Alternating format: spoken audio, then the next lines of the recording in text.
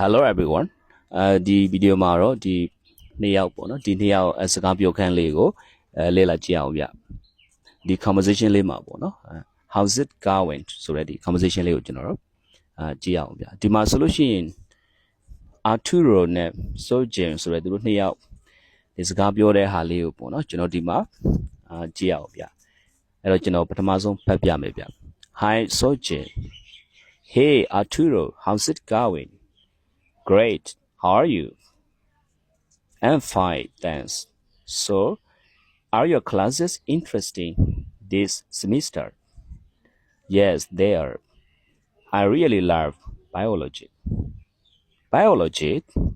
Are you and Alexa in the same class? No, we aren't. My class is in the morning. Her class is in the afternoon. Oh, okay. Hey, do you have time for coffee? Sure, I'd love some coffee. အဲ့တော့ဒီမှာပြောထားတာလေးကိုကျွန်တော်မသိတဲ့သူတွေအတွက်ပေါ့နော်နားလည်ရခက်တဲ့သူတွေအတွက်ကျွန်တော်မြန်မာလိုလေးတက်ပြီးတော့ရှင်းပြမယ်ဗျ Hi Soji ပေါ့နော်တရား Soji ကိုတွေ့တဲ့အခါမှာ Arturo ကနေပြီးတော့နှုတ်ဆက်လိုက်တာပေါ့နော် Hi ဆိုပြီးနှုတ်ဆက်တာပေါ့နော် Hi နောက်မှာနာမည်နဲ့ပေါ့နော် Hi Soji Hey Arturo သူကလည်းအဲ့လိုကိုနှုတ်ဆက်တော့ပြန်ပြီးနှုတ်ဆက်တာပေါ့ဗျာHey Arturo, yeah. How's it going? How's it going? Me simple la.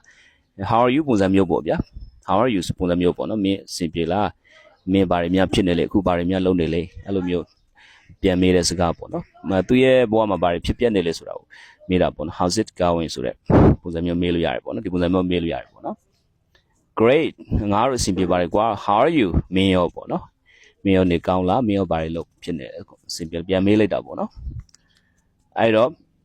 Sojin ကဒီမှာပြောတဲ့လူတွေဘေးနားမှာရေးပေးထားတယ်နော် Sojin ကပြန်ပြောတယ်ဗျ I'm fine ငါနေကောင်းပါတယ် thanks ခုလိုမေးတဲ့အတွက်ကြောင့်မေးပေးတဲ့အတွက်ကြောင့်ကျေးဇူးတင်ပါတယ် So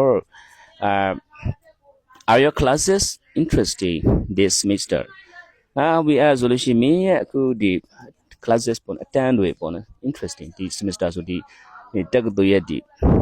တစ်ဖြက်ဒီတင်ကြားမှုနှစ်ဝက်တည်းဆိုပါတော့လေအဲ့လို semester တွေမှာပေါ့နော်အဲဆိုလို့ရှိရင်မင်းရဲ့ဒီ semester မှာမင်းရဲ့ဒီအတန်းတွေကစိတ်ဝင်စားစရာကောင်းလားပြပေါ့နော် interesting ဖြစ်လာပေါ့နော်စိတ်ဝင်စားစရာကောင်းလားဆိုလို့အဲ့နော် Yes they are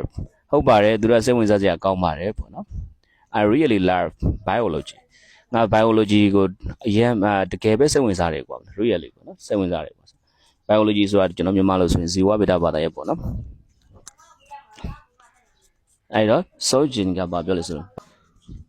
biology or biology လားas biology ဆိုတော့ဒီ Alexa ဆိုတဲ့တယောက်ရှိတယ်ဗျအဲ့ Alexa နဲ့ Alexa လေး biology ကိုလေ့လာနေတဲ့ပုံပေါ့အဲ့အကြောင်း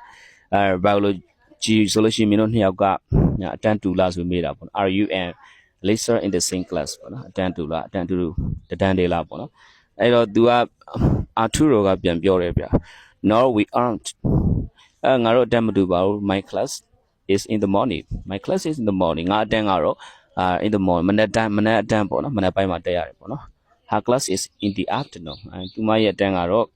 ဘယ်ချိန်မှလဲဆိုလို့ရှိရင်သူတန်းက in the afternoon ဆိုတာဒီမွန်းလေးပိုင်းအချိန်ပေါ့ဗျာ7 နာရီနောက်ပိုင်းပေါ့နော် evening ညပိုင်းလည်းမရောက်ခင်ပေါ့နော်အဲ့တော့ afternoon အချိန်မှာပေါ့အဲ့တော့ Sojin ကပြန်ပြော Oh okayအဲ့ဆိုလို့ရှိရင် Hey do you have time for coffee မင်း coffee တော့အချိန်ရှိလားကွာပေါ့ငါတို့ coffee သွားတောက်ရအောင်ဆိုတဲ့ပုံစံမျိုးမေးတာပေါ့နော်အဲ့ဆိုလို့ရှိရင် do you have time ဆိုတာမင်းမအချိန်ရှိလားပေါ့နော်မင်းမအချိန်ရှိလားဆိုမေးတာပေါ့နော်ရှိလားပေါ့မင်းမအချိန်ရှိလား for coffee တော့ရ Sure တေးကြတာပေါ့ရှိပါတယ် I love some coffee ငါလည်း coffee တောက်ကျင်နေတယ်ပေါ့နော်အဲ့တော့ I love some coffee အားလုံးဒါတော့ပါဗျာကျေးဇူးတင်ပါတယ်ဒီလိုမျိုးကျွန်တော်စကားပြောခန်းလေးတွေကိုလေ့လာထားရင်လေအင်္ဂလိပ်လိုတရားနဲ့တရားဒီစကားစပြောတဲ့အခါမှာဘယ်လိုမျိုး intro တွေဝင်ပြီးဘယ်လိုမျိုး